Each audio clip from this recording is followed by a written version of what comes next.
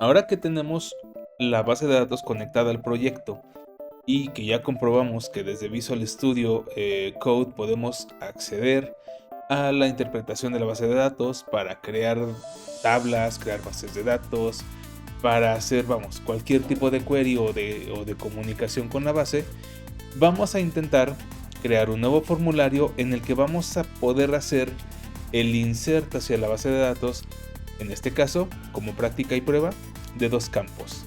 Posteriormente ya tú lo modificas a las necesidades que tenga tu proyecto con la cantidad de campos necesarios y el tipo de formulario que necesites. Sin embargo, en este caso, pues al ser simplemente una prueba, vamos a trabajar con 2 campos. Vamos a emular o a simular en los siguientes videos lo que vendría siendo el uso de usuarios y contraseñas, como para crear un login o para verificar que los datos que están insertados sean los correctos. Posteriormente vamos a poder modificar el registro que ya tenemos. Vamos a buscarlos, hacer una consulta para comprobar si los datos que inserta el usuario en el formulario son correctos con los que tenemos guardados en la base. Vamos a tratar de agregar un poquito de seguridad encriptando las contraseñas, justo para que si en algún momento la base de datos se vuelve corrupta o se corrompe, se vuelve vulnerable, el atacante no pueda ver directamente las contraseñas de nuestros usuarios.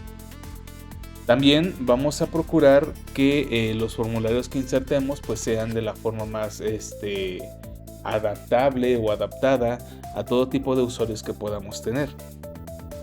Y para comenzar este trabajo vamos a modificar nuestro archivo de Database Service, que es donde vamos a tener todo tipo de consultas y todo lo que vamos a estar trabajando con la base de datos.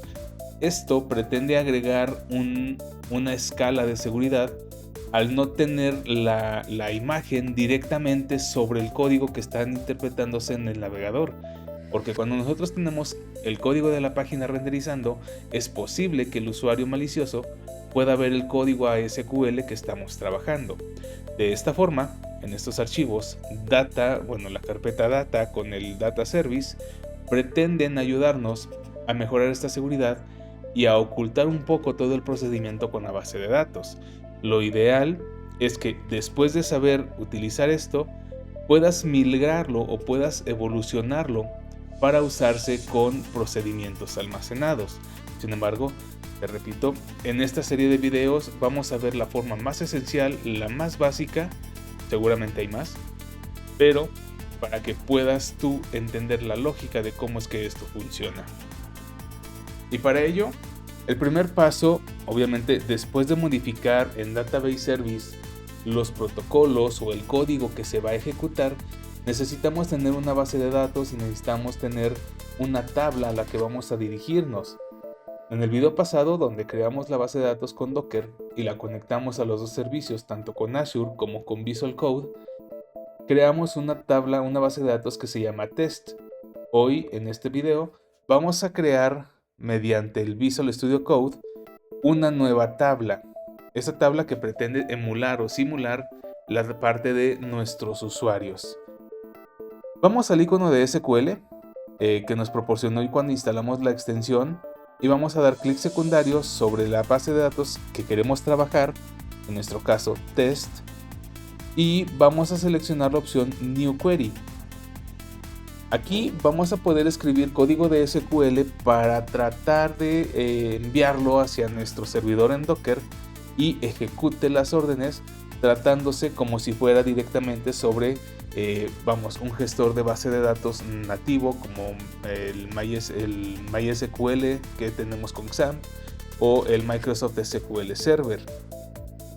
Igual lo podemos estar trabajando con Azure Data Studio, pero si ya estamos trabajando toda la interfaz desde Visual Studio Code y en Visual Studio Code podemos dar órdenes a SQL, al menos para mí parece práctico poder escribirlo desde aquí y no estar haciendo un salto entre ventanas. ¿Okay? Entonces, lo primero que tenemos que hacer es en mayúsculas create table y le vamos a asignar un nombre. En este caso yo la llamaré usuarios. Para después, y entre paréntesis, recuerda procurar siempre que abres algo cerrarlo al momento, luego se te olvida. En este caso vamos a agregar un campo que se llame ID. Este ID va a ser del tipo entero, también va a ser identity,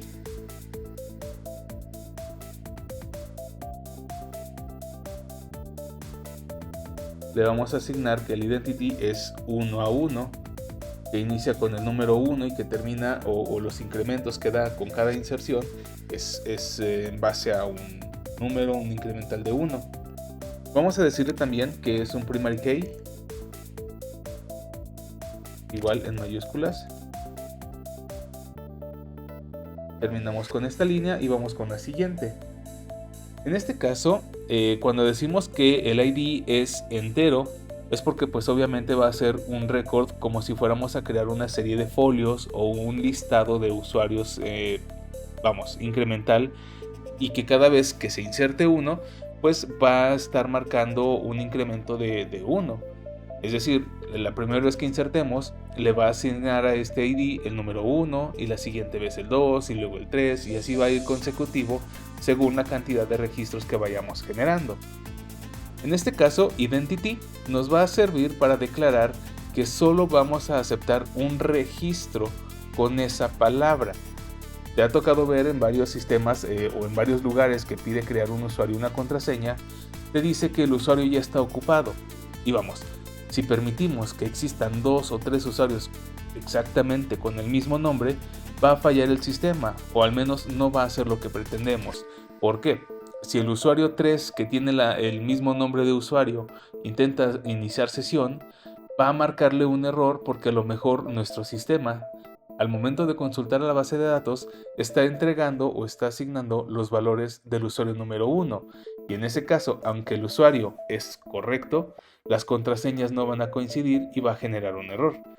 Por lo tanto, Identity nos va a ayudar a bloquear esa posibilidad, ese fallo de la base de datos, y pues vamos a tener un único usuario con esa misma palabra.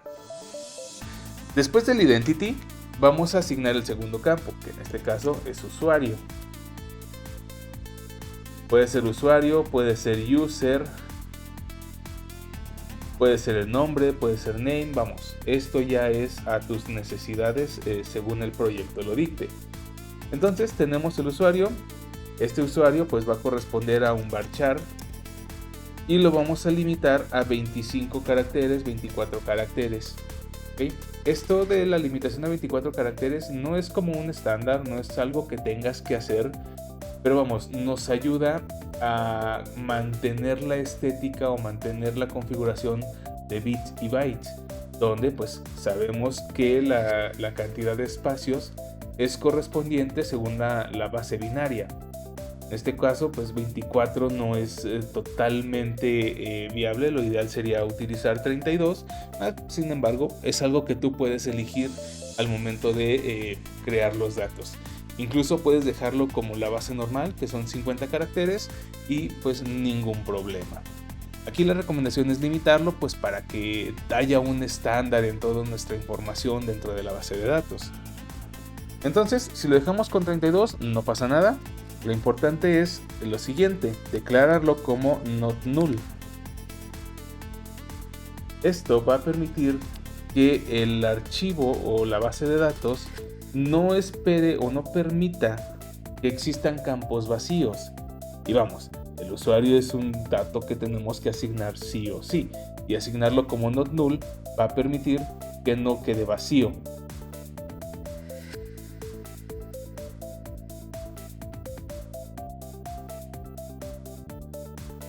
Y bien, si tenemos la opción para que el dato no quede vacío, pues vamos a evitar corromper la base de datos y tener fallas posteriores. Después de not null, vamos a declarar que este sea unique. Unique va a declarar que solo una vez acepte un valor asignado. No asignado, sino que no se repita dentro de toda la base. A diferencia de Identity, que Identity lo va a declarar como escalable y que automáticamente se asigne, Unique va a comprobar que no exista otro registro similar dentro de la misma tabla. Y si existe, pues nos va a generar un error y ya decidiremos posteriormente qué le indicamos al usuario. Terminando con Unique, viene el último campo, que en este caso va a ser el password. Igual, tú lo nombras como quieras. Aquí lo nombraré pswd, haciendo la apología password. Este igual es un varchar, pero como la pretensión es encriptarlo, al menos con el MD5, nos va a generar cerca de 64 caracteres. En este caso, según la encriptación, va a generar una cadena de caracteres distinta y pues tiene particularidades diferentes. Aquí lo podemos declarar directamente como 64 espacios, pero en este caso a mí, o al menos yo me acostumbré a utilizarla con 128 espacios. Esto en el caso de en algún momento cambiar el tipo de encriptación y actualizar todo lo demás, ¿va? Entonces, sin problema puedes dejarlo con 64 o 128. Después igual lo vamos a dejar como not null. En este caso no vamos a asignar el unique porque estaríamos corrompiendo el uso de contraseñas. Es probable, es posible y debe ser viable que nuestros usuarios puedan asignar la misma contraseña en varios tipos de usuarios. Digo, es algo difícil, pero es posible que dos personas tiendan a pensar la misma contraseña para un sistema. ¿Ok? Entonces, teniendo aquí el código de la base de datos, pues no nos queda más que ejecutarlo. Y si todo sale bien, nos va a mostrar en los mensajes que se ha completado el query y que la ejecución duró una cantidad de segundos, de tiempo en milisegundos. Ahora, ¿qué podemos hacer para comprobarlo? Aplicamos select a todo, o sea que nos traiga todo lo que encuentre en la tabla que se llama usuarios. Aquí nos falta un from. Okay, entonces select todo from usuarios y si lo está correcto, si la tabla se creó, pues nos va a decir que el query se completó, que tenemos 0 resultados en filas, en columnas y pues el tiempo que tarda. Si vamos a results, vamos a encontrar que no hay datos. ¿Okay? Más tarde, cuando creemos el insert y que podamos registrar información, vamos a ver que aquí nos estaría arrojando la consulta. Y en Database Service vamos a agregar todos los comandos que necesitamos para que el servicio que vaya a insertar a la base esté correcto, funcione y pueda ser utilizable. ¿Okay? Entonces, vamos después de, digamos, la clase que creamos para poder hacer la prueba de la conexión, para comprobar si la base de datos está disponible, y vamos a crear unas nuevas clases, un nuevo método, todo el código que necesitamos para la próxima función. Entonces aquí vamos a escribir public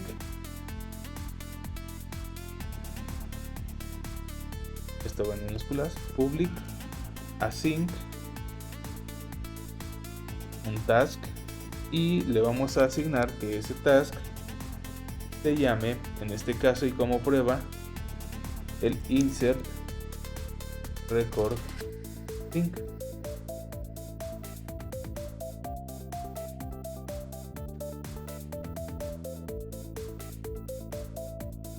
Y ese insert, o vamos, este nuevo protocolo va a dictar que es con string y con value 1 y con un string al value 2. Este value 1 y value 2 tú lo puedes asignar y lo puedes nombrar como quieras. Incluso el insert record async también pueden llevar un nombre como tú lo necesites, vamos. Son datos que tú puedes controlar, parámetros de los que vas a ser dueño y puedes modificar a necesidad, ya sea para que no se te olvide de qué se tratan o simplemente para estilizar un poquito más según tu estilo. Bien, entonces dentro de esto vamos a asignar una constante, un constring que se llame SQL. Este igual lo puedes renombrar si vamos a agregar después un método para buscar, un método para actualizar, o bien si en este vas a manejar todos los insert que vaya a tener tu proyecto. ¿Okay? Entonces vamos a nombrarlo como SQL, asignamos que es igual a nuestra consulta. En este caso ya nos propone algo y pues básicamente es una consulta funcional. ¿Qué vamos a modificar de esta consulta? Pues el YourTable, para nombrarlo con la tabla usuarios. ¿Sí? Te recuerdo, es el query que hicimos aquí, el nombre de la tabla que hicimos. Y la columna 1 pues era user y la columna 2 era password pswd en casos. Values, value 1 y value 2 corresponden a estas variables. Si tú cambias estos strings, estos @value también van a cambiar. ¿Okay? Entonces el error que nos manda dice que la variable SQL es asignada pero nunca usada. ¿Okay? Posteriormente esto va a cambiar. Ahora que tenemos eso, ya tenemos la consulta o el SQL construido, vamos a escribir await para poder hacer el trabajo con lo que vamos a tener posteriormente. Entonces es await using var, y en esta ya parte lleva el connection, que va a ser igual a new SQL connection y connection string. Incluso pues aquí nos lo propone, nos lo ofrece más o menos de forma correcta. ¿Recuerdas? Connection string viene aquí en la parte de arriba donde declaramos la parte donde vamos a hacer la conexión a la base de datos. De alguna forma nos favorece que lo estemos haciendo de esta forma, porque así pues todas las partes quedan en el mismo archivo, todas las partes pueden integrarse o convivir correctamente. Entonces, ya que agregamos esa connection string, vamos a agregar un await más, y este await va a llevar el connection y openasync para abrir la conexión. Posteriormente nos propone un await using var command como new command de SQL y connection. Ese código pues vamos a estarlo utilizando tal cual, await using var command new SQL command a SQL y a connection. ¿Okay? Entonces podemos aceptar la línea que nos propone y revisamos que SQL viene a hacer el insert y el SQL connection está aquí y está mandándolo llamar desde connection string, que si vemos hacia arriba, connection string lleva los datos para hacer la conexión con nuestra base de datos, que está almacenado pues por ahí en el archivo en alguno de los JSONs que modificamos en el video pasado. Entonces, ahora que tenemos este await, vamos a generar la línea que viene como command parameters add with value 1 y la vamos a replicar para el value 2. En este caso está parcialmente correcta la línea, vamos a reescribirla y vamos a designarlo como command.parameters en mayúscula .add with value y entre paréntesis y comillas vamos a agregar el @value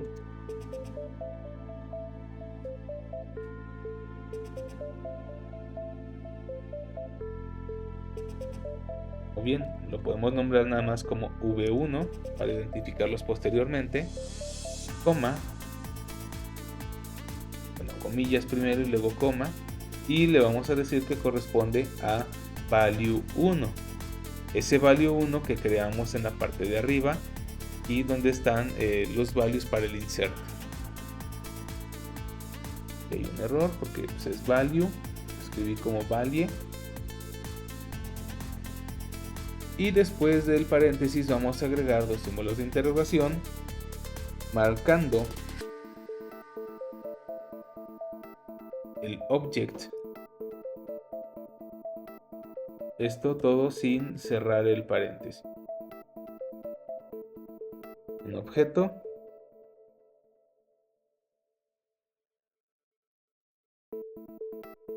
Digo con paréntesis. Y vamos a utilizar lo que nos propone aquí como db null.value.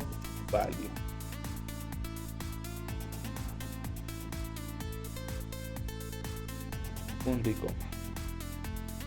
Okay, en esta línea lo que estamos asignando es que el valor que vamos a tener aquí corresponde directamente a un valor para SQL y que por lo tanto pues debe formatearlo según las necesidades que tenga o que vayan a ser utilizadas y utilizables.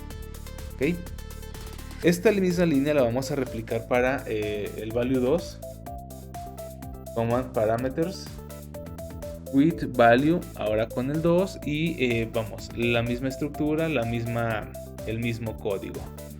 Nos dice aquí que el SQL Parameter Connection no contiene una definición con add with value o que no es accesible la extensión desde el add with value, aceptando el primer argumento con el tipo SQL Parameter Collection y vamos, es un error que vamos a solucionar posteriormente. Aquí nos falta el value, el paréntesis, el punto y coma. Posteriormente vamos a crear un último await y dice await espacio command punto execute non-query, justo el que viene por aquí, pero este va a llevar la subfase del async para que sea asíncrono. Bien,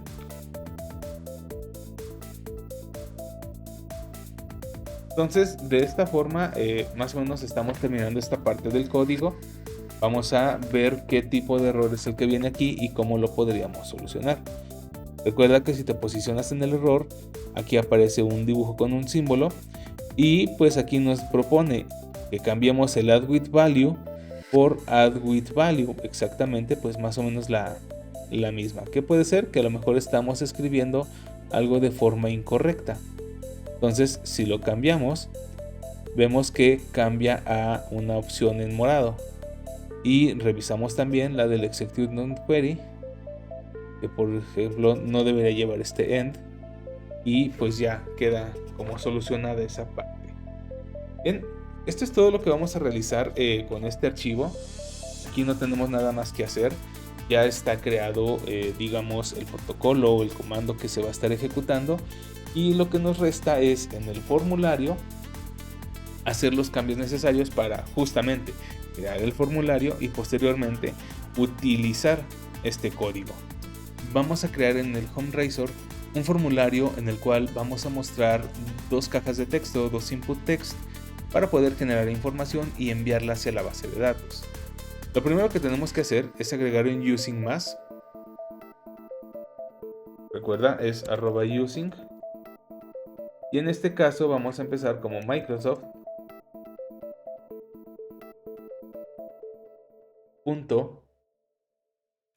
.ASP.NET Core .components y en este caso vamos a utilizar el componente de formularios.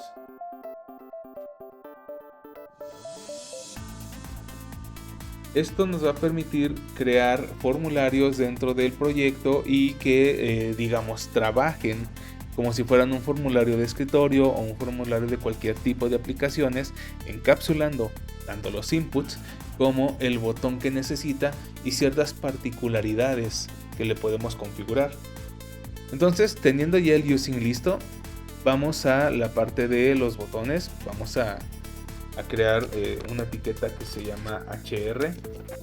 Nada más como para separar la sección donde tenemos el botón de prueba o del test de conexión con el código que vamos a tener para el formulario. ¿Okay? Agregamos HR y BR y si te fijas ya nos incluye o ya nos ofrece un poquito el código que vamos a utilizar. Para evitar problemas, para evitar fallas, bueno, sabes que tienes que modificarlos, pero vamos a estar siguiendo, digamos, el formulario que vamos a crear en las siguientes líneas. Como tal nos corresponde el edit, un edit form, E y F van mayúsculas, modelo, y en este caso lo vamos a nombrar como form data. Este nombre form data tú lo puedes cambiar al código que necesites, al código que creas necesario, y vamos, según los nombres de los formularios que tú vas a estar manejando. Ahora que tenemos el form data, vamos a utilizar esta misma onValid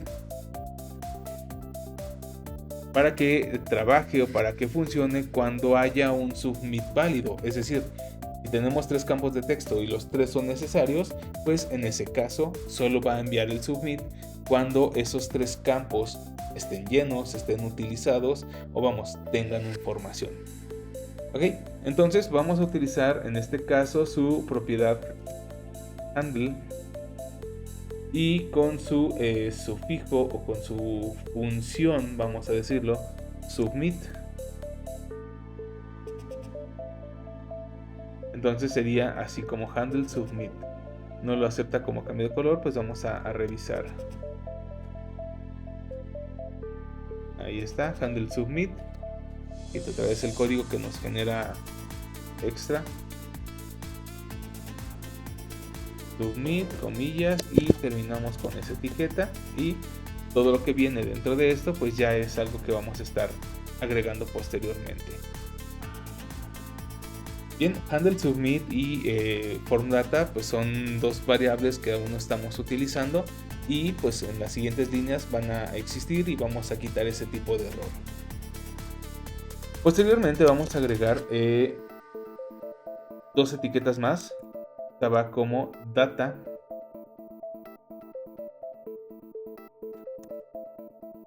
annotations validator. Terminamos esta línea y la siguiente es validation summary. Estas 2 pues son asignadas correctamente. Posteriormente vamos a agregar un div class, incluso ya lo ofrece un poquito, un div class número 3 y pues posteriormente tenemos que cerrar ese div antes de que olvidemos y tengamos problemas posteriores con las etiquetas o que ya nos confundimos y estamos perdiendo el sentido. Entonces ese div class submit con mv3 ya está bien, ahí es parte correcto. Y si te fijas nos ofrece 2 etiquetas, un label y un input text. Estas 2 son necesarias porque en el caso del label vamos a indicarle al usuario qué tipo de información es la que esperamos. Y en el caso del input, pues vamos a estar asignando el valor que está asignándose, ¿no? Entonces, nos propone un label for value 1 con la clase labels form o form label. Después, pues vemos que nos ofrece un texto igual para el value 1, cierra la etiqueta, y el input text también nos está ofreciendo que sea con un ID de value 1, con una clase de form control y con un bind value hacia el form data del value 1. Recuerda, bind value nos va a ayudar para generar que toda la información que estemos manejando con este tipo de objetos pueda ir y venir directamente entre código y entre implementación visual. Bien, esto es únicamente para poder utilizarlo y poder estarlo trabajando. ¿Ok? Entonces vamos a aceptar las 2 líneas que nos da, pero vamos a modificar 2 cosas necesarias. No va a ser para el value 1, lo vamos a cambiar, le vamos a designar o a decirle al usuario que es el nombre de usuario. Igual, value 1 puede quedar tal cual como value 1 para ambas en este caso de prueba. Tú ya posteriormente puedes cambiarlas, puedes modificarlas según tus necesidades. Bien, en este caso yo para el proyecto y tratar de identificarlas, pues voy a nombrarlas como input 1 y cambio los dos value como input 1. Bien, listo por ahí. Ahora revisamos el error que está marcando aquí con los form data.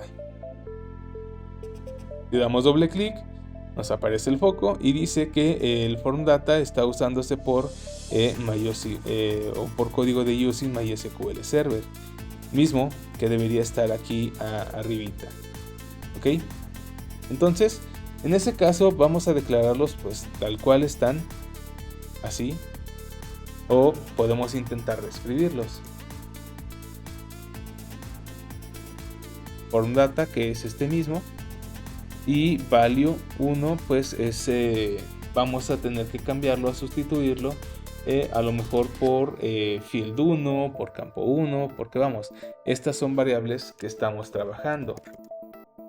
Entonces lo dejamos como field 1 para no confundirlo posteriormente, y lo que vamos a hacer ahora es modificar o copiar y pegar esta misma sentencia, este mismo div, para poder crear el otro campo de texto, la otra función que vamos a estar manejando.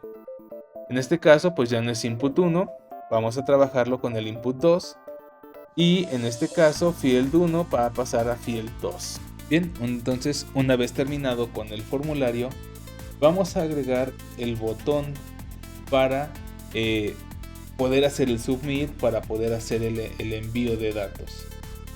Bien, entonces para ello, después del div vamos a agregar esta parte que nos sugiere, que debería decir, o bien nos dice, button type submit con la clase botón de botón successful o success, y el submit en ese caso.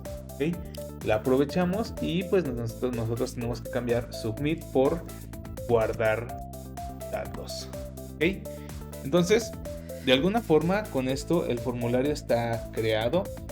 Ahora necesita crear el código funcional para ver si se quitan o desaparecen ese tipo de errores que marcan porque no existe el contexto dentro de todo el proyecto, dentro de todo el archivo. ¿Okay? Entonces, ya creado el input type submit con la clase botón successful que dice guardar archivos, pues cerramos el edit form. Teniendo esto, podemos proceder entonces a la parte o a la fase 4, que ya es dentro de la sección del @code. Y en este caso, tenemos que agregar dentro de lo mismo un private form con un private hacia form data con mayúsculas que cree un nuevo form data. Esta redundancia, digamos, es necesaria para que se cree dentro de la propiedad de formularios un nuevo form data. Este form data que es el que estamos utilizando aquí arribita y que de alguna forma ese error ya no está mostrándose, ya no existe. Entonces, con la propiedad form data estamos creando un nuevo formulario disponible dentro de, digamos, nuestros formularios. ¿Okay? Aquí nos dice igual que form data no está declarado directamente en el ensamble con las referencias. Igual, son errores que vamos a ir quitando posteriormente. Entonces, creado un nuevo formulario, creado el formulario que está trabajando con los datos, vamos a agregar una nueva clase privada. Y en este caso va a ser como private async. Incluso si te fijas, pues ya no lo sugiere con el handle submit. ¿Okay? Este código de aquí adentro, ahorita lo revisamos, vamos a quitarlo de momento. Posiblemente esté mal o más bien no esté acorde a lo que necesitamos. Y ahora que estamos creando el handle submit, pues desaparece aquí el error, ¿verdad? Entonces seguimos trabajando para que estos errores vayan desapareciendo, por decirlo así. Entonces aquí nos sugiere código directo, pero lo vamos a realizar a través de un proceso de try catch. Entonces empezamos con try y para quitar el error de una vez escribimos el catch. Lo dejamos con su exception EX y en este caso pues vamos a dejarlo simple. Vamos a quitar la parte que nos sugiere, aunque posiblemente sea correcta, y posteriormente la vayamos a reasignar. ¿Okay? Para evitar ahora confusiones y que a lo mejor código salga mal, pues vamos a dejarlo vacío. Entonces, dentro de try,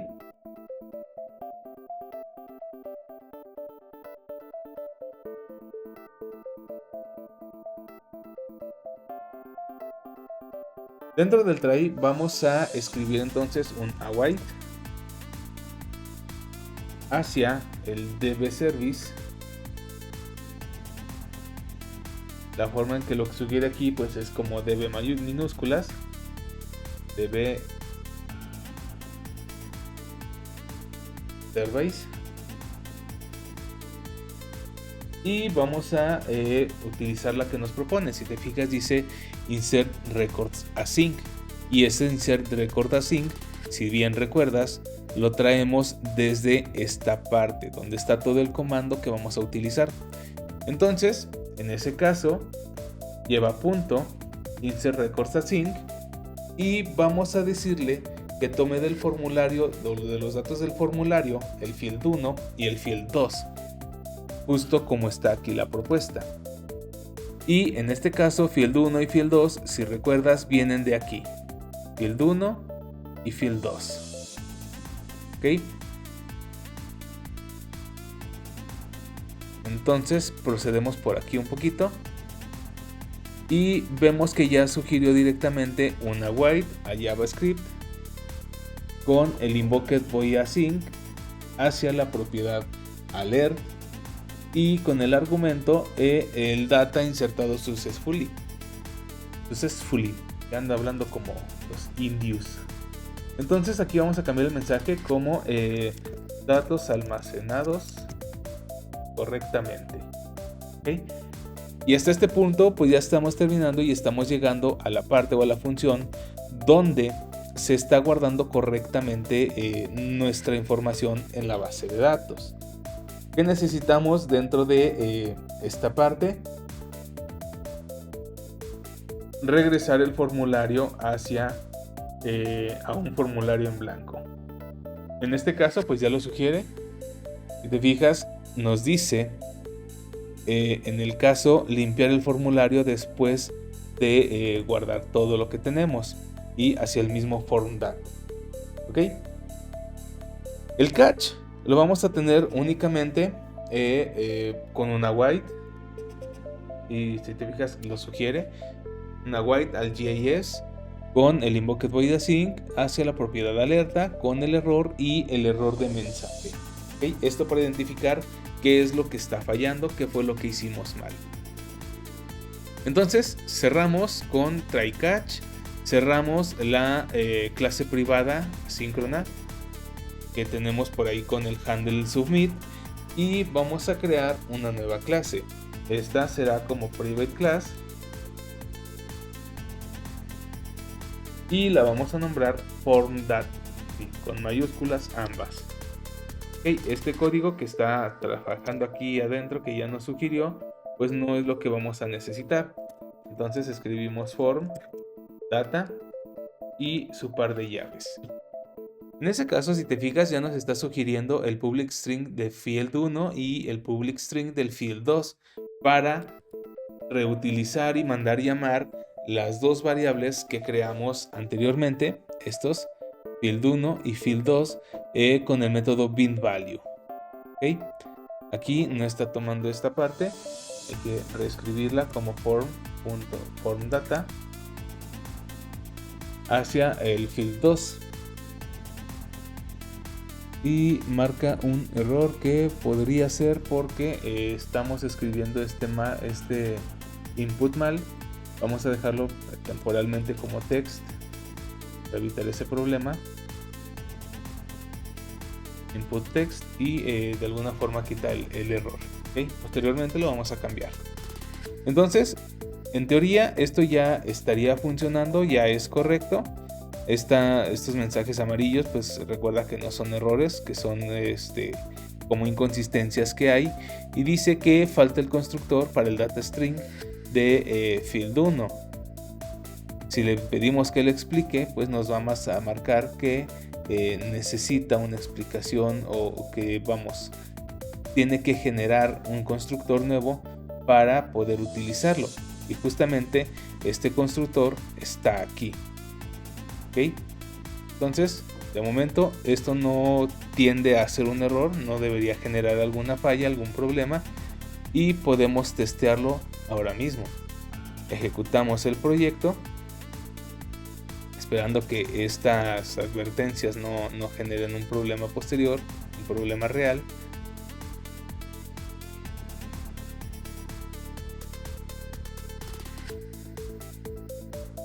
Y pues tenemos aquí el programa ejecutándose. Regresamos a Visual Code, donde tenemos la consulta SQL hacia el query. Lo volvemos a ejecutar para tratar de comprobar en caso de que sí se hayan guardado los datos. ¿Okay? Vemos el mensaje, pero no vemos resultados. Vamos al formulario entonces y ejecutamos. El usuario lo nombramos como campo 1 y a la contraseña la vamos a nombrar como campo 2. Guardamos la información y esperamos el mensaje.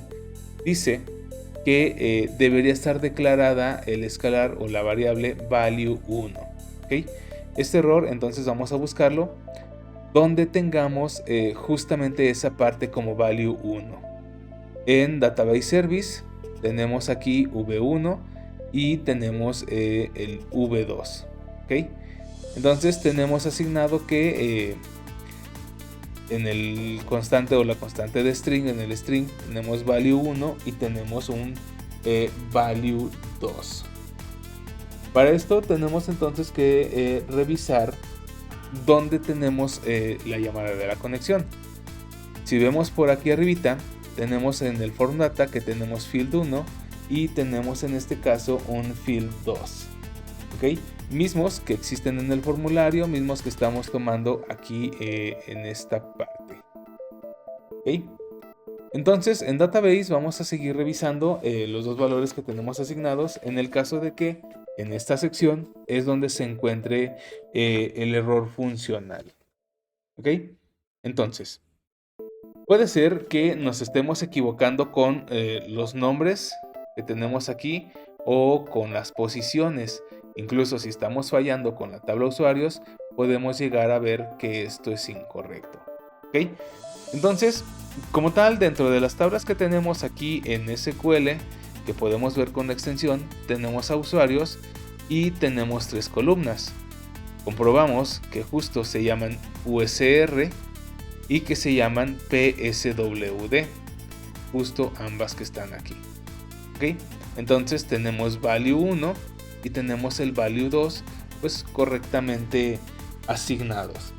Bien, entonces por esta parte es muy probable que no tengamos esta falla, este problema. Donde sí lo podemos tener y puede estar provocado es que justamente este value 1 y value 2 no coinciden con los nombres v1 y v2. ¿Okay? Entonces corregimos esta parte, los dejamos como b minúscula 1 y b minúscula 2, guardamos el código que hicimos aquí y como no tengo el hot reload activo, tenemos que reejecutar el proyecto. Esperamos a que se ejecute.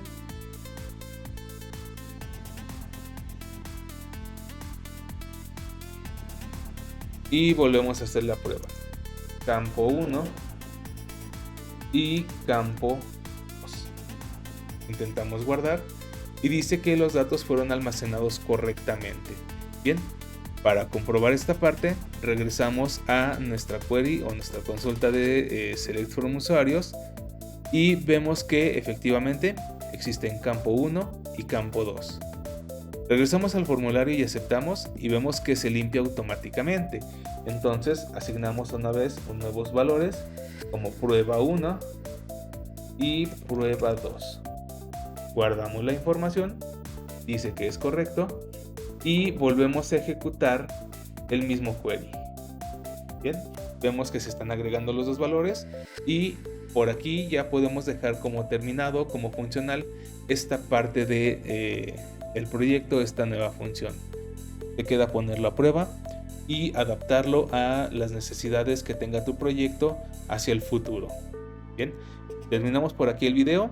En el próximo veremos cómo traer esa información de la base de datos hacia una tabla que vamos a mostrar dentro de nuestros proyectos. Bien, entonces terminamos por aquí. Te veo en el próximo video.